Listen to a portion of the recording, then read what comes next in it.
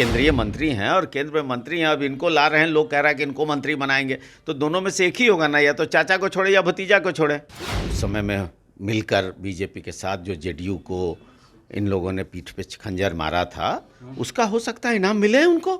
आज जब उनको चिराग मिल गया है तो हो सकता है कि उनके पीठ पे खंजर मार दें। और चिराग और वो दोनों मिलकर तो हर बार पीठ पे खंजर मारते हैं किसी न किसी को, तो हो सकता है इस बार चाचा ही बलि चढ़ जाएं। पीठ पे खंजर मारने की बीजेपी की आदत है। कहाँ राजा भोज और कहाँ गंगू तेली क्या बात करते हैं, कहाँ अटल बिहारी वाजपेयी और कहाँ नरेंद्र मोदी। मैं वो देश के प्रधानमंत्री, इसलिए मैं इज्जत करता हूं उनकी। नमस्कार, मेरा नाम आलोक है। आप लाइव स्ट्रीज देख रहे हैं। विपक्षी एकजुटता की मुहिम को मजबूती देने में जुटे नीतीश कुमार को कितना फायदा होगा, कितना जो वो चाहते हैं उतने हद तक, उस मुकाम तक, उस मंजिल तक इस विपक्षी एकजुटता की मुहिम को पहुंचा पाएंगे। हमारे साथ हर्षवर्धन सिंह हैं, जेडीयू के राष्ट्रीय महासचिव हैं। हर्षवर्धन जी, जिस तरीके से नीतीश कुमार ने विपक्षी एका को लेकर के बड़े बड़े नेताओं से मुलाकात की, आप भी ज़्यादातर दिल्ली में ही रहते हैं, पटना हैं, कैसे देखते हैं 23 जून को जो होने वाली बैठक है? सभी बड़े नेता आ रहे हैं ना? सभी बड़े नेता आ रहे हैं और चट्टानी एकता हो रही है। बहुत मजबूत तरीके से विपक्ष एक हो रहा है। इन लोगों के जो काम है, जिस तरह से गरीबी और जिस तरह से बेरोजगारी बढ़ रही है, उस पर सारा देश चिंतित है और इसी कारण से सारे लोग एक हो रहे हैं। आप और चट्टानी एकता कह रहे हैं? एकदम चट्टानी एकता कह रहे हैं। बीजेपी की लहर के आगे टिक पाएगी ये चट्टानी एकता? बीजेपी की अब कहाँ कोई लहर है। बीजेपी का पिछला चुनाव भी बीजेपी का कोई लहर नहीं था, उसमें भी पुलवामा करा के इन लोगों ने, आपने देखा ही, मलिक साहब ने बताया है, गवर्नर साहब ने, कि किस तरह से इन लोगों ने पुलवामा कराया, किस तरह के माहौल बनाया, किस तरह से देश के साथ इन लोगों ने खिलवाड़ किया है, देश के सेंटिमेंट के साथ खिलवाड़ किया है। धर्म और देश प्रेम के नाम पर लोगों को बेवकूफ़ बनाकर पिछला सरकार बनाया। वही सेम चीज़ अभी भी चल रहा है उनका।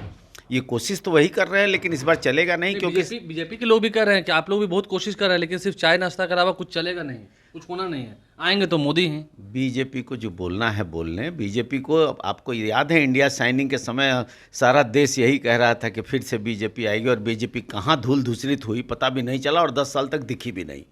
तो इसलिए यही स्थिति अभी भी बनी हुई है। इनका भी 10 साल पूरा होने वाला है और अटल जी तो महान नेता थे और बड़े अच्छे कार्य और लोगों को लेकर चलते थे। इन लोगों ने तो जिस तरह का, अटल जी की तुलना आप मोदी से नहीं कर सकते हैं। कहाँ राजा भोज और कहाँ गंगू तेली क्या बात करते हैं, कहाँ अटल बिहारी वाजपेयी और कहाँ नरेंद्र मोदी। मैं वो देश के प्रधानमंत्री, इसलिए मैं इज्जत करता हूं उनकी एज ए प्रधानमंत्री। लेकिन अटल बिहारी वाजपेयी लीडरशिप में तो कहीं कोई लड़ाई ही नहीं है, कोई बात ही नहीं है, उनको कोई मेल ही नहीं है और ये बनना चाहते हैं अटल जी से भी बड़े। और इसी चक्कर में ये पूरे देश में थू इनकी होगी। अच्छा, लगता है आप जिस तरह से विपक्षी एकजुटता की बात आप कर रहे हैं, एनडीए भी तो बहुत सारी पार्टियों को साथ ले आई है। अब बिहार में देखिए, चिराग पासवान हैं, मुकेश सहनी हैं, सभी लोग तो हैं। प्रधानमंत्री नरेंद्र मोदी का रथ कैसे रोकेंगे? बिहार का स्थिति देख लीजिए। पहले तो चाचा भतीजा में से डिसाइड करें कि किसके साथ रहेंगे। मतलब नहीं समझे बात को।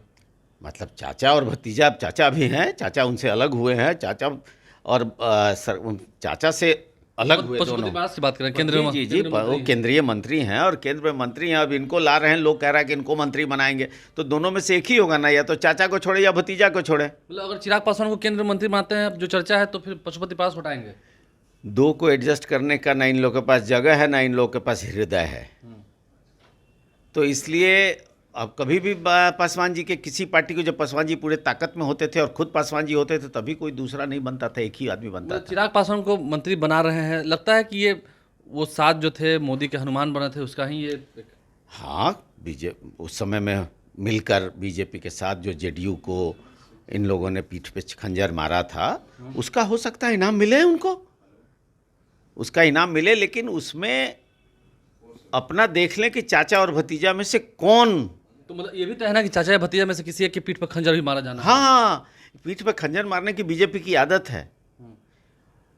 पशुपति पारस हटा भी सकते हैं। पशुपति पारस जी पूरा तन मन धन से उनके साथ रहे ना, पूरे लोगों के साथ पूरा। आज जब उनको चिराग मिल गया है तो हो सकता है कि उनके पीठ पे खंजर मार दें।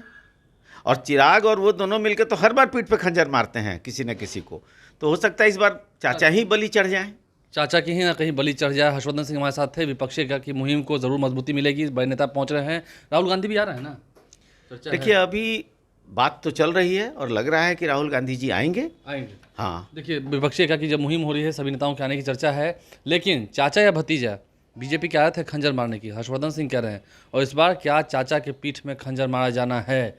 पशुपति पारस से केंद्रीय मंत्री पद जो है वो छीन लिया जाएगा और चिराग पासवान को जो इनाम है, लंबे समय से मोदी जी के हनुमान हैं, इनाम तो मिलना ही था। हमारे चैनल को सब्सक्राइब कर लें, साथ साथ फेसबुक पेज भी लाइक करें। धन्यवाद।